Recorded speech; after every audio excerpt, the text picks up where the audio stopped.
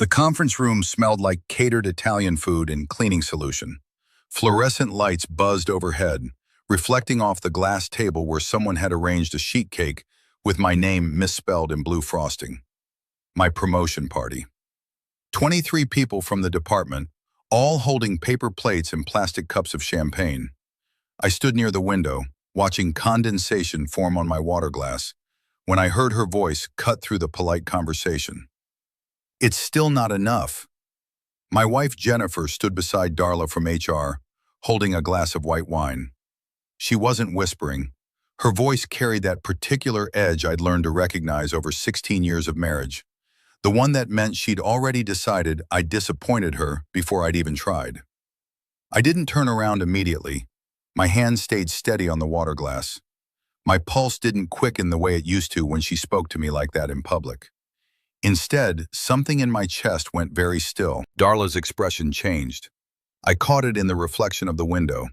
Her smile faded, replaced by something careful and professional. She touched Jennifer's elbow and said something quiet. Jennifer pulled her arm away, but they both moved toward the door. That was when I knew. Not what, exactly, but I knew something had shifted. They were wrong about what came next, all of them. My name is Marcus Webb.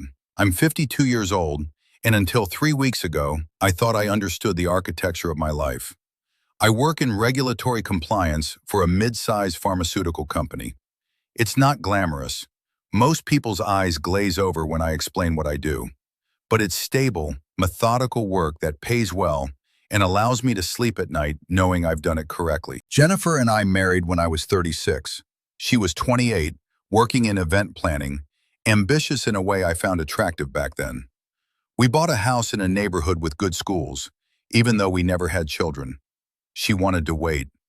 Then waiting became the plan itself. The erosion happened in increments too small to justify alarm.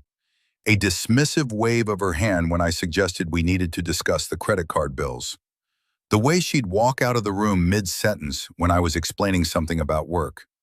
How she'd started saying, "We can afford it," about purchases I didn't know we were making, as if my opinion on our finances was optional. 3 months ago, I came home to find she'd bought a $6,200 espresso machine. It sat on the counter like a small appliance monument to money I hadn't agreed to spend. When I asked about it, she looked at me as if I'd asked why we needed running water. "It's an investment," she said. "You wouldn't understand." I didn't argue. I let it go. I let a lot go, telling myself it was easier than the alternative. My flaw wasn't anger. It was silence when silence looked like surrender. The promotion party was supposed to be a celebration. Director of Compliance Operations, a title that came with a corner office and a salary increase that would finally, I thought, quiet Jennifer's complaints about our financial limitations. She'd been pushing for a bigger house, a second car, a vacation home in Sedona. I'd been pushing back, gently, explaining we needed to build our savings first, that my industry was stable but not immune to restructuring. The party started at 4. Jennifer arrived at 4:30, wearing a dress I didn't recognize and heels that clicked against the tile floor with purpose. She kissed my cheek, left a lipstick mark I didn't wipe away, and immediately walked over to Darla. I should have paid attention to that, the way she gravitated toward HR instead of toward me. But I was talking to my boss, Robert, who was explaining the new responsibilities of my role. Increased oversight, more travel, presentations to the executive team. I nodded, taking mental notes, aware that Jennifer was laughing too loudly across the room. Then the cake was cut. Robert gave a short speech about my dedication and attention to detail. People clapped. I said thank you, kept it brief, sat down at the table near the window. That's when Jennifer appeared beside Darla. "So what's the salary bump?" Jennifer asked, loud enough that the two people nearest us glanced over. "Because we need to talk about the lake house. I found one in Tahoe. It's perfect. $950,000, but with your new position, we can swing it." I set down my fork. My throat felt tight, but my voice came out level. "We haven't discussed buying a lake house. We're discussing it now." She smiled, but her eyes stayed hard. Unless you're saying this promotion isn't actually worth anything. Darla shifted her weight, her expression neutral but watchful. I could see her calculating, the same way I calculated risk assessments in regulatory filings. She was measuring the situation, deciding whether to intervene. The promotion comes with a 12% increase, I said quietly. It's significant, but it doesn't change our financial situation enough to justify $1 million second property. Jennifer laughed. Not the real laugh I remembered from when we were younger, the performative one she used when she wanted people to think I was being ridiculous. 12%? She said it like I'd told her I'd gotten a coupon for free coffee. After 16 years, that's what you're bringing home? That's what I'm supposed to celebrate? She turned to Darla, as if recruiting a witness. I've been patient. I've supported him through every boring dinner party and every postponed vacation. And this is what it amounts to, 12%. Darla's face changed. The professional neutrality cracked just slightly, replaced by something that looked like concern. She touched Jennifer's elbow again. Jennifer, maybe we should step outside for a moment. Why? Jennifer pulled her arm back, her voice rising. So he doesn't have to hear the truth? That I've wasted the best years of my life waiting for him to actually succeed at something? The room had gone quiet. Not completely silent, but quiet enough that I knew people were listening while pretending not to. My chest felt hollow. Not painful, just empty, like someone had reached in and removed something essential while I wasn't paying attention. I stood up. My hands didn't shake. My voice didn't rise. You're right, I said. We should have this conversation. Just not here. Jennifer opened her mouth to respond, but Darla stepped between us. Her voice was quiet, firm, directed only at Jennifer. Jennifer, I need you to come with me. Now. There was something in Darla's tone that wasn't negotiable. Jennifer's face flushed, but she followed Darla out of the conference room. The door closed behind them with a soft click. I sat back down, picked up my fork, took a bite of cake that tasted like nothing. Robert appeared at my shoulder. Marcus, if you need to. I'm fine, I said. Thank you for the party. He nodded, unconvinced, and moved away. I finished my cake, drank my water, stayed until people started trickling out, offering congratulations and careful smiles that avoided mentioning what they'd witnessed. That was the moment something inside me went quiet. Not broken, not defeated, just quiet. I drove home in silence. The house was dark when I arrived. Jennifer's car wasn't in the driveway. I walked through the front door, set my briefcase on the kitchen table, and stood in the center of the room, listening to the hum of the refrigerator. For 16 years I've been accommodating, agreeable. I told myself it was maturity, choosing battles, being the steady one. But standing there in the empty kitchen, I understood what I'd actually been doing. I'd been erasing myself, one concession at a time. I went upstairs to the office, opened my laptop, started a new folder labeled Documentation. I didn't know yet what I was documenting. I just knew I needed to start keeping track. Over the next 2 hours, I methodically went through our finances, bank statements, credit card bills, investment accounts. I created a spreadsheet, color-coded, listing every transaction from the past 18 months. The espresso machine was there, $6,200. So was the designer handbag, $4,000. The weekend trip to Napa I hadn't been invited on, $3,800. Furniture for the guest room we never used, $9,200. A pattern emerged, not just spending, strategic spending. Money moved from joint accounts to accounts in her name. Purchases timed to occur while I was traveling for work. Explanations that relied on my exhaustion, my tendency to avoid conflict, my willingness to believe she had our best interests at heart. I checked the time, 10:47. I called David, my friend from law school who now practiced family law. He answered on the third ring. Marcus, everything okay? I need a recommendation, I said, for a divorce attorney. There was a pause, then, give me 5 minutes, I'll text you 2 names. Thank you. Marcus, David said, document everything, save everything, don't delete anything, don't confront her, Don't give her any indication you're preparing. Understood. I hung up, sat in the blue glow of the computer screen. My phone buzzed. 2 names, 2 phone numbers. I saved them both. Jennifer came home at 11:30. I heard her car in the driveway, her heels on the walkway, the front door opening. She didn't call out. Neither did I. I listened to her move through the house, kitchen, living room, up the stairs. She paused outside the office door. Marcus? I'm here. We need to talk. Tomorrow, I said. I have work to finish. Another pause. Then her footsteps retreating toward the bedroom. The door closed. I stayed in the office until 2 in the morning, organizing documents, taking screenshots, creating a timeline. Calm, methodical. The same way I approach compliance audits. Silence wasn't surrender, it was preparation. The next morning I called the first attorney on David's list. Her name was Rachel Winters. She had a reputation for being thorough and expensive. I scheduled a consultation for the following afternoon. Jennifer was still asleep when I left for work. I didn't wake her. At the office, I found an email from Darla requesting a meeting. I replied immediately, confirming availability at 10. Darla's office was small, organized, lined with binders labeled by year. She gestured for me to sit.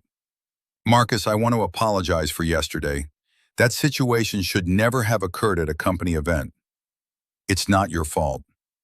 I spoke with Jennifer after we left the conference room. Darla folded her hands on her desk. She was extremely upset. She made some concerning statements about your marriage and your finances. I waited. I need to ask, Darla continued, is there anything happening at home that might impact your ability to perform your job duties? No, I said. My home life is complicated, but it won't affect my work. She studied me for a moment. If that changes, please let me know. We have resources available. I appreciate that. As I stood to leave, she added, Marcus, I've worked in HR for 19 years. I've seen a lot of situations. What I saw yesterday wasn't just an argument, it was something else. I met her eyes.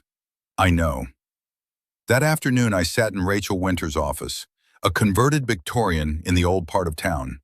She was in her mid-50s, gray hair cut short, reading glasses on a chain around her neck. Tell me why you're here, she said.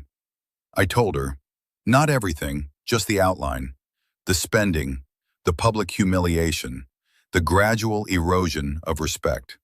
She took notes, asked specific questions, timeline, income, assets, debts, marital agreements. When I finished, she set down her pen. You have a strong case for financial misconduct, possibly fraud, depending on what we uncover. But I need to be clear with you, Marcus. Divorce is expensive, emotionally and financially. You need to be certain this is what you want. I'm certain. Good, then here's what happens next. Over the following 2 weeks, I executed a plan with the same precision I'd use for a regulatory filing. I opened a separate bank account, redirected my paycheck, consulted a forensic accountant Rachel recommended, a woman named Patricia, who found patterns in numbers the way detectives found patterns in evidence. Patricia delivered her preliminary findings on a Tuesday afternoon. Jennifer had moved $83,000 from our joint savings into an account I didn't have access to. She'd opened 3 credit cards in my name without my knowledge. The debt totaled $41,000. This is fraud, Patricia said, sliding the report across her desk. Clear, documentable fraud. I didn't feel angry, I felt focused. Jennifer grew increasingly hostile as the days passed. She sensed something had changed, even if she didn't know what.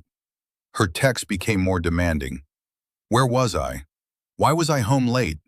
Why wasn't I discussing the lake house? I didn't respond to the texts about the lake house. I responded only to logistical questions. Calm, brief, polite. On Thursday, my bank called. Someone had attempted to transfer $15,000 from my new account. The attempt was blocked because the account required dual authorization. Can you tell me who made the request? I asked. A Jennifer Webb. She claimed to be your wife and said there was an emergency. Block all access, I said.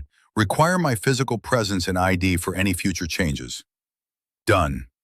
That evening, Jennifer was waiting in the kitchen when I arrived home. Her face was flushed, her voice sharp. Why can't I access the account? Which account? Don't play games, Marcus, the new account, the one you opened without telling me. I set my briefcase down, poured myself a glass of water, took a drink before answering. That account is in my name only. It's for my salary, which I'm managing separately now. You can't do that. We're married. What's yours is mine. Actually, I said, that's not how it works, not legally. Her expression shifted. Confusion, then anger, then something that looked like fear. Are you threatening me? No, I'm stating facts. She stared at me. I stared back. Something in my face must have communicated what my words didn't, because she turned and walked out of the kitchen. A moment later, I heard the bedroom door slam. I stood in the kitchen, drinking my water, listening to the refrigerator hum. The next morning, I received a call from an unknown number. I let it go to voicemail. The message was from Jennifer's sister Cassie, who I'd met maybe 6 times in 16 years. Marcus, I don't know what you think you're doing, but you need to stop.